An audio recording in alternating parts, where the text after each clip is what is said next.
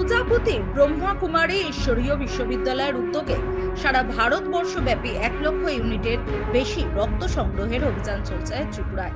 ভারতের পাশাপাশি নেপাল দেশের লোকজনেরাও এই কর্মসূচিতে রক্তদান করছে বলে জানা যায়। এই রক্তদান কর্মসূচি অনুষ্ঠান পালন করার মূল উদ্দেশ্য আগামী 25শে আগস্ট প্রজাপতি ব্রহ্মাকুমারী ঈশ্বরীয় বিশ্ববিদ্যালয়ের চিফ দাদি প্রকাশ মনির 18তম স্মৃতি দিবস। তাই ওনার স্মৃতি দিবসের উদ্দেশ্যে রক্তদান শিবিরের আয়োজন করা হয়। গত 17ই আগস্ট দিল্লিতে কেন্দ্রীয় স্বাস্থ্য মন্ত্রীর হাত ধরে এই রক্তদান কর্মসূচির শুভ সূচনা করা হয়।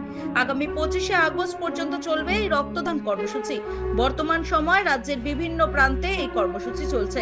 আগামী 25শে আগস্ট শান্তির বাজারে রক্তদান কর্মসূচি অনুষ্ঠিত হবে।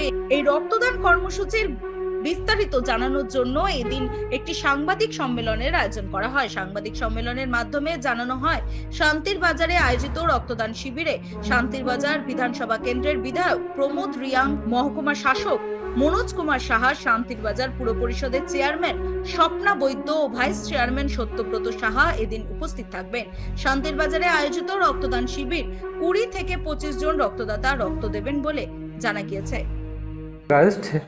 শান্তিবাজার প্রজাপিতা ব্রহ্মাকুমারী ঈশ্বরী বিশ্ববিদ্যালয়ে যে মেগা ব্লাড ডোনেশন ক্যাম্পের আয়োজন করা হয়েছে, এই ব্লাড ডোনেশন ক্যাম্পে আমাদের গেস্ট হিসেবে যারা থাকবেন এর মধ্যে রয়েছেন এসডিএম সাহেব, এছাড়া শান্তিবাজার পৌর পরিষদের চেয়ারপারসন এবং ভাইস চেয়ারপারসন তারা উপস্থিত থাকবেন।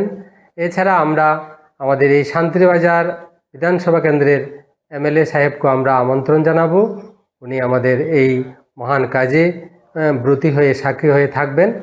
এছাড়া আমি এই অত্র অঞ্চলের সমস্ত ভাই বোনদেরকে আহ্বান করছি আমাদের এই ব্লাড ডোনেশন ক্যাম্পকে সফল করে তোলার জন্য। নমস্কার।